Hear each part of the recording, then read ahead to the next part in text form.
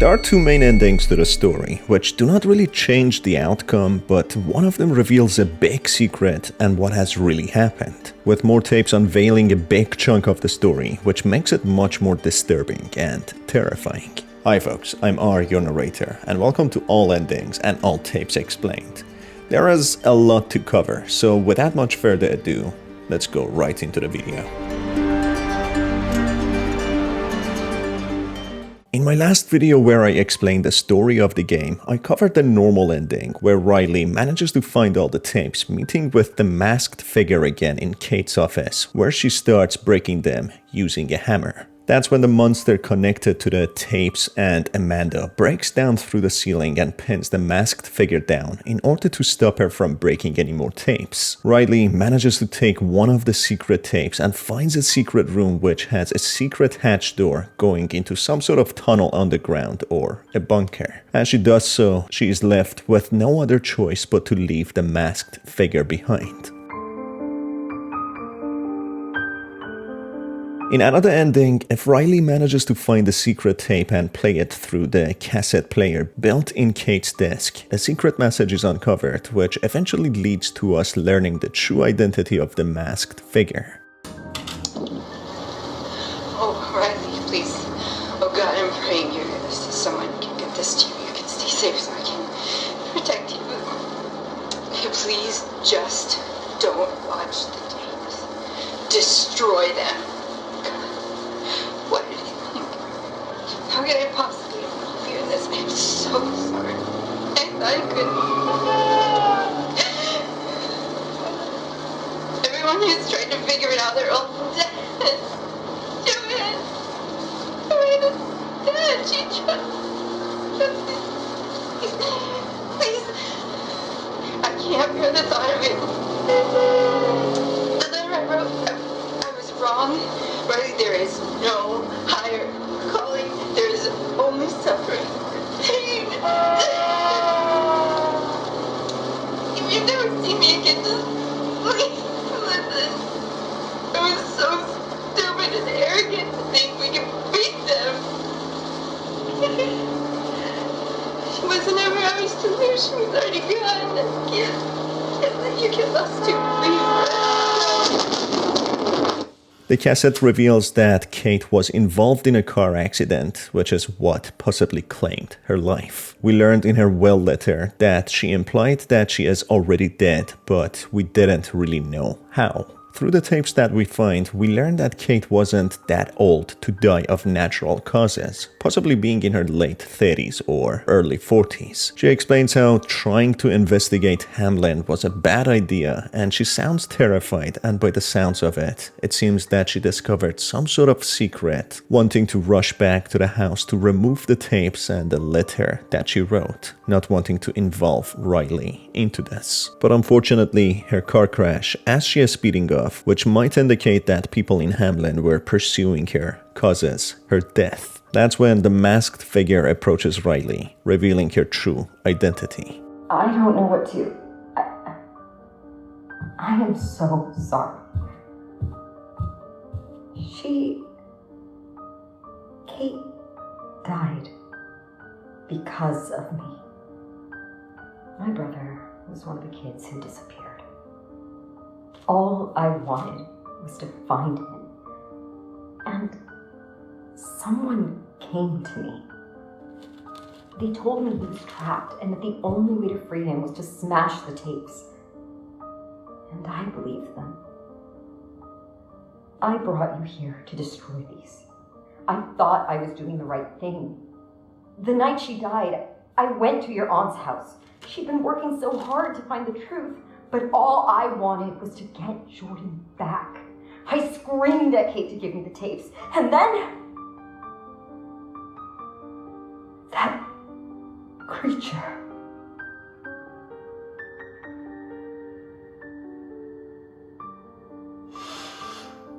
It was horrible. I pushed Kate out of there, begged her to run. I didn't want her to get hurt because of me, but then she...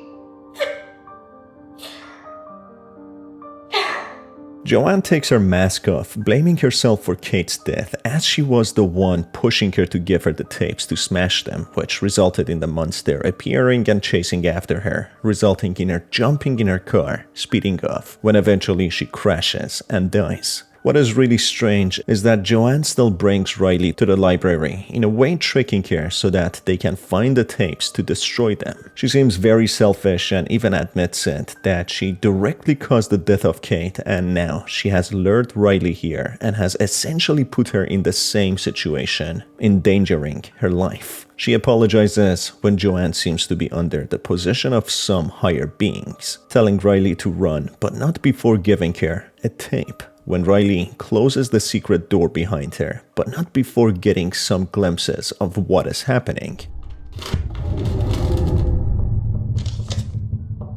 Go! I'll be right behind you. I promise.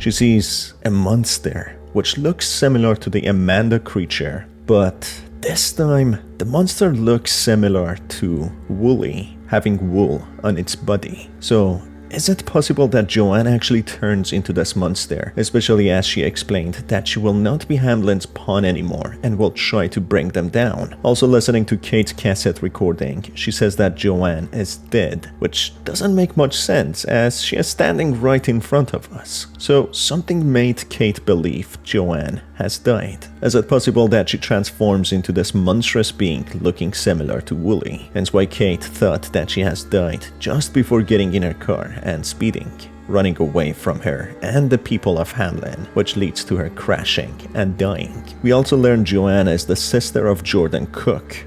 He was a kid who was a fan of Amanda the Adventurer show, who disappears without a trace. Joanne is the same person who wrote to Kate, with the letters being found in the attic. She presses Kate to help her find her brother, Jordan, who disappeared 2 years ago, which is more recent than Rebecca's disappearance, which happened more than 15 years ago, as we learned through some secret tapes. She explains how the show was wholesome in the beginning, but then took a more sinister turn. Jordan was then standing in front of the TV, as if being under some sort of spell, being in a trance. It seemed as if Amanda was directly talking to him and making him recite and say weird things. Keep this in mind as we will get back to this point and the things Amanda possibly made the viewers say. Jordan, alongside many other kids who went missing, were directly linked to the Amanda the Adventurer show, who had similar symptoms of being in a trance state, reciting weird things and then vanishing in thin air. Now, something that I found within the lines of a tape might come as a surprise. In the tape labeled, "Do you feel safe?" If we don't help Amanda and Wooly when the possum creature attacks them again, something very bizarre happens. This coincides with the masked figure, Joanne, talking on the walkie-talkie. Just as that happens, the possum's behavior completely changes, redirecting its attention to the camera and Riley. Amanda and Wooly try to silence the possum and pull him away, as if trying to keep a secret, when the possum struggles, trying to badly say something.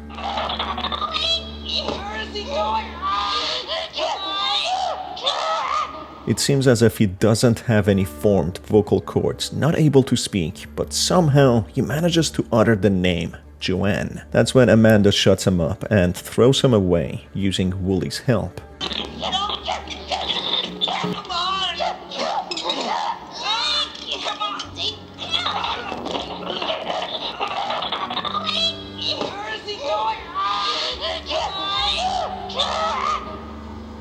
Why wouldn't you help us? I trusted you. The shocking discovery unveils the possum is most likely Jordan. Jordan's disappearance is very recent, hence why Amanda doesn't know who he is and where he came from. He doesn't seem to be humanoid and struggles to speak and even acting animalistic, which seems as if he is somehow trying to adapt with the show. Hearing his bigger sister's voice, the possum or Jordan rushes towards the camera, desperately trying to call out for Joanne, but he gets restrained and thrown away. This reveals that majority of the characters within the show are kids who disappeared and were dragged into it. Now moving on to the secret tape where Kate is discussing her discoveries in her investigation with some of her colleagues, David, Caroline, and Peter. Some very interesting points are mentioned. Since I caught a sigil on the swing set in the background of the Let's Play Pirates episode. If I'd have blinked, I'd have missed it. But here's the thing, there wasn't a single reference until the acquisition. This is the complete log of all the references I can make out, and most of them are subtle, but they're there, and lots of them. And usually paired with a message encouraging kids to ignore their parents or do something harmful. Again, it's subtle. It's not something that's overtly dangerous, not in the context, and it's always under the guise of a new adventure.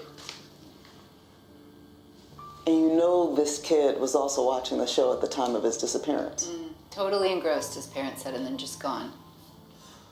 No police evidence? Not even footprints trailing off? No, nothing. Like he just vanished. That was over 8 months ago. And now this other kid, Lauren, same story. Every episode has some very harmful instructions, and there's a thread of content that runs across all of it. References to Belial, to Mara, to Iblis. Every world religion has a figure that tempts and manipulates and deceives. According to Kate's log, in the last 20 weeks of this kids show, there have been over 40 mentions of these entities. It's alarming. They explain how kids have been going missing, including someone called Lauren, who was last seen standing in front of the TV while watching the show, as if being in a state of trance while saying strange things. This goes back to what Rebecca was made to recite in a recording session in the Hamlin studio, saying the names of demons such as Baal, Paimon, and Balaam. Rebecca, that was great. Let's move on to the next one. Baal. Baal. Baal. Paimon. Paimon. Paimon. Balaam. Balaam. What is this? What is she reading? Just a few simple words. This script is specifically tuned to train the technology's dynamic voice reaction. The what? I want this to stop. Sam, why don't you take a walk for a few minutes? We've only got a few more of these. No, I don't want to do that. Rebecca, what's wrong? Who are you talking to? The man in the headphones. This moment, she's upset. This is going too far. Let's just take 5. Rebecca, come on out, and we'll... This would lead to Sam Colton, her adoptive father, voicing his dismay and questioning Hamlin to why they make her say these things, which leads to them taking him away, eventually saying that he decided to part ways with Hamlin organization and eventually disappearing under mysterious circumstances. Hamlin, the shady organization, dismisses this as Sam's willing decision to abandon the show, including his own daughter, which is a despicable and ludicrous thing to say, especially after we learn what really happened to him. Camera here. That's mine. If I do this, you'll let me see her? We'll have to get clearance for that. But let's just say doing this will improve your chances.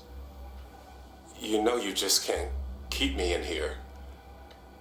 I don't know what you're trying to achieve, but people are going to be looking. Okay, I'm all set. We can go ahead with your statement now.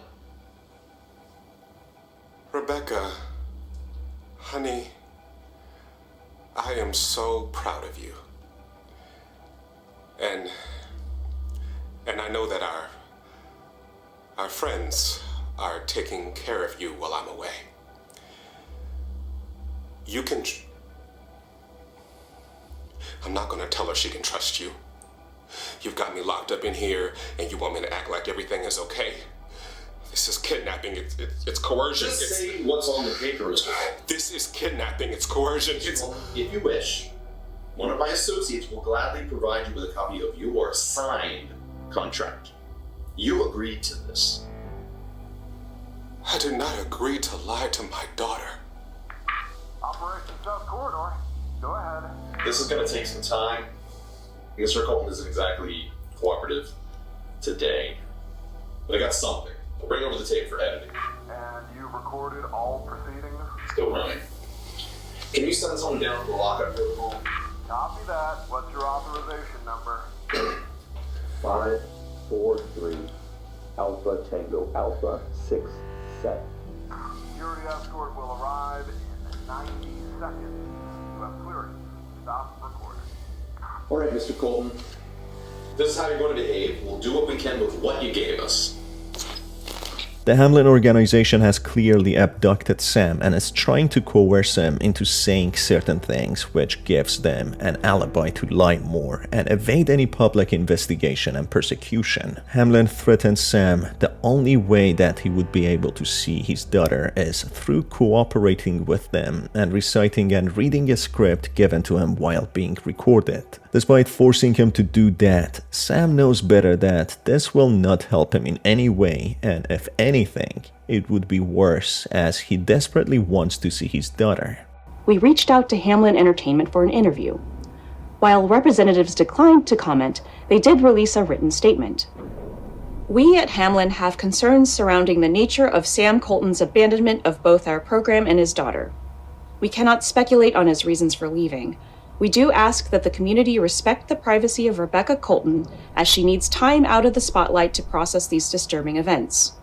For the time being, Rebecca's local appearances have been canceled, including the Kensdale Public Library fundraiser, Woolies Readathon, this Saturday evening. Rest assured that Amanda is not going anywhere.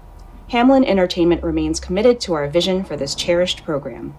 This displays how Hamlin in fact kidnapped him, lying that he abandoned the show and his daughter, selling all the rights of the show to Hamlin, which they used in a way in their satanic rituals. This is followed by Hamlin first approaching Sam after a reading session in the local library, Kensdale, when they strike a deal to pour a lot of budget into production so that they can make Amanda the Adventurer into a national success, drawing a lot more kids to watch the show. However, their real intentions are completely different. In the library, we see Kate was directly involved with Sam, knowing each other very well, hence why the library wanted to promote the show and even renovate the library, creating a play and reading area dedicated to the show, having the same theme. But as time goes on, Kate learns that something is off about the show after it is acquired by Hamlin. There's also a tape which unveils someone being in the ICU, being under close observation. The brain activity seems to be out of balance with the person on the bed being unknown. Whoever this person is seems to be somehow affected by the Amanda the Adventurer show, making her brain activity go haywire and lose consciousness, maybe even projecting and going to the other planes and realms.